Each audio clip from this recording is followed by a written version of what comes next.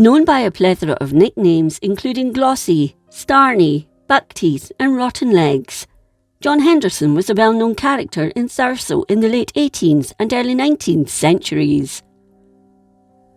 He was known locally as Moozie or Johnny Moozie. Born around 1763, he was an odd-looking character, with a sharp nose and wizened face, wearing clothes that were many years out of date. He wore short baggy trousers which came down to his knees, emphasising his exceptionally thin legs, which may have been caused by disease. He wore a coat with too many buttonholes, and was always seen wearing a tartan tammy. He had very prominent teeth which alluded to one of his nicknames, but resented anyone who called him Buckteeth. Once, when he was in a grocer's shop in Thurso, a woman asked him why he was called Buckteeth when she thought his teeth were much the same as anyone else's. Annoyed, he decided to teach her a lesson. He told her he had hair growing in his mouth and that if she put her finger in, she would be able to feel it. Unfortunately, the woman took the bait and placed her finger in his mouth. Suddenly, he clamped it shut and bit her finger. When he released her, he told her, "That will learn you not to call me Buckteeth again." Moozie was married, but not much else is known about his private life.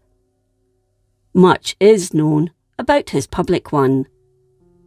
He was town crier of Thurso, officer of the court, gravedigger, church officer, bellman, and doorkeeper at public meetings.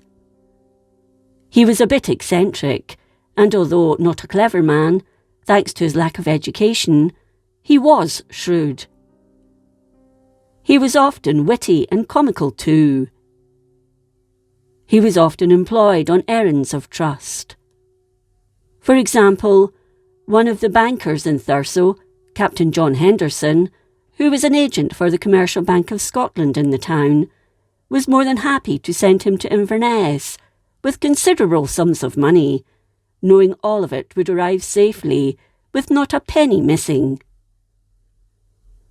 Moozie travelled there by foot, and on one occasion while he was sitting on a hillock eating, he was approached by a notorious robber called Davy Marshall of Backlass. He asked Moozie if there was any money in the sack, and as he replied yes, he set a pistol beside the bag. The robber left Moozie alone. Another time, Mr. Henderson sent a message to Moozie's lodgings in Thurso East to ask him to take money to Inverness again, but warned him to be quick so that he would reach his overnight lodgings in daylight. Moozie was busy doing some work at home and was in no hurry to set off. A short time later, Henderson appeared at his door, irate that he'd not left. He set off in the afternoon in light snow. When he reached Caithness Inn, he thought about bunking down there for the night, but there was a full moon and the road ahead was lit by it, so he decided to carry on. When he reached Rangag, he stopped and put down the wallet so he could get a drink from the burn. This was when he noticed two men, one of whom was on a horse. He called out, "Who's there?" but there was no reply. He called out again, still no answer, so he took out one of the pistols and fired. They called out, "Man, are you mad?" To which he said, "No, I'm not mad, but you're mad. Why wouldn't you answer me when I cried out?" The two men crossed the water and approached Moozie, explaining to him that they were scouring the countryside for smugglers. He'd not known that, and thought they were robbers, and was determined not to lose the money. As town crier of Thurso, a few episodes here are noteworthy. The first one was the night Moozie was proclaiming that a lecture would take place the same evening on geography and biography. He had to stand on the corner of the streets to make his announcements, and this night was no different from any other.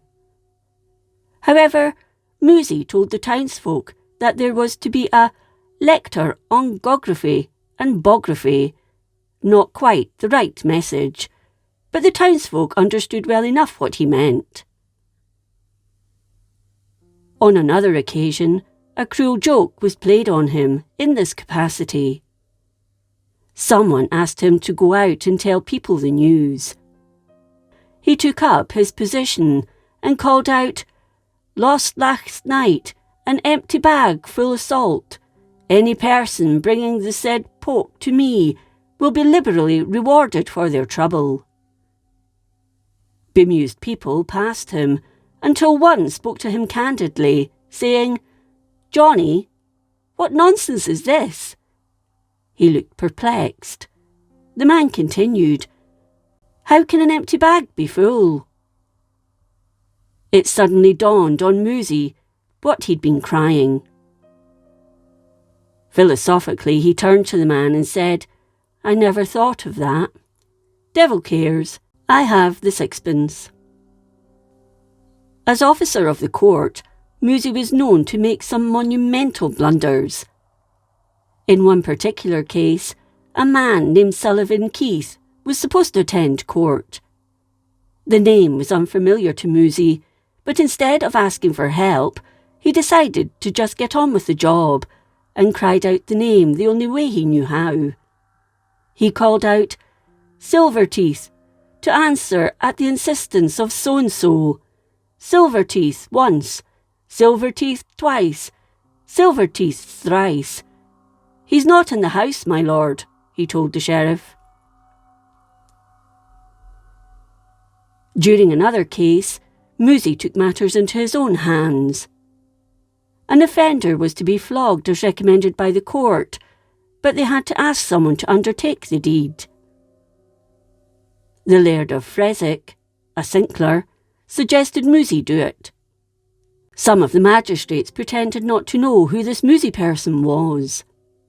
Sinclair explained, "Glossy, Buckteeth, Starney, Johnny Henderson will whip him." Moozie was furious. "No, I'll not whip him. The Sinclairs have had the honours of whipping in Caithness this many a day." For putting Sinclair in his place, someone called Henderson gave Moozie a gift of a sovereign to drink his health for his retort. Not only did he have dealings in court, but also outside it, in the juvenile jail. Many boys were locked up for petty theft and basic mischief-making around the town, with Moozie being warder. It's said he enjoyed the privilege of locking these boys up, but one day they turned the tables on him, simply because there were too many of them. As usual, he entered to give them their food, but they pounced on him, overwhelming him. They managed to secure him with ropes and laid him on the floor. He tried desperately to free himself, but it was useless. The boys made good their escape. Moozie shouted for quite some time before his cries were heard and he was released. One final job he had was as church officer and gravedigger.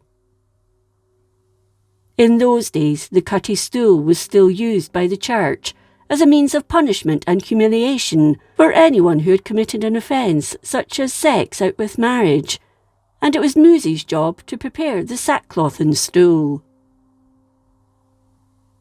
He was also noted for being very strict in these duties. On one occasion, a young woman was the unfortunate person to be told to stand on the stool in front of the congregation. While he was busy, she stepped down from it onto the floor. When he turned round and saw her, he ordered her to stand back on the stool. She did so, but when his back was turned again, she got down again. Moozie was incensed. He marched up to her and said to her that if she didn't get back onto that stool, he would personally tie her to it. She obeyed and took her punishment. Moozie, however, wasn't always on the right side of the church. He had to answer to the minister, the Reverend William Mackintosh, who'd been ordained in August 1805. The minister had been approached by a widow who claimed that Moozie had overcharged her the expenses for her husband's funeral. He had charged 7 shillings and 6pence. When the minister questioned him, he was indignant. He asked him, "Did she tell you that the grave was dug 6 feet instead of 5? The minister shook his head. "Did she tell you she has the use of the murt cloth?" Again, the minister shook his head. Moozie told him that was just the way these people were. They were happy to take tea and all the rest of it, and they'll tell you a lot of damn lees, to which the minister rebuked him for swearing, although that was a pointless exercise, as he swore frequently, and thought nothing of it. He had even been asked by the minister on numerous occasions to promise to address this bad habit, to which came the reply, "I might promise now, but before 48 hours, I might break it and be a liar." But on this occasion Moozie was in full swing and said, "God, it would make a saint swear. The grave was dug 6 feet instead of 5, that's 6 shillings, and the use of the murt cloth was 18 pence. The minister was satisfied by the statement of account. One last story worth mentioning about Moozie took place at the manse glebe. Men and women had been working hard, and the minister came out with a bottle of whisky and glasses for the men. Moozie noticed that none of the women had been given them, so he asked the minister if he was going to give the women a glass each. The minister said no, explaining to him that women didn't drink. In reply, Moozie said, "Is that what you say? Eh, the dukes will drink as well as the drakes." It's more than likely his argument was ignored. Moozie's work as a doorman became enshrined in an old poem. There was a ball in Murray's Hall, got up by Snuffy Diddle. Ringy Moozie kept the door, and Sookie Ammon played the fiddle. He was a colourful character, with numerous jobs, which he always did to the best of his ability, and it's known he was still working as the town clerk when he was 78. He's one of Caithness's most outstanding and enduring characters.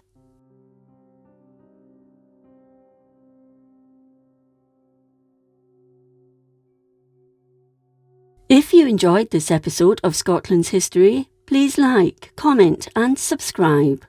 Until next time, thank you for watching.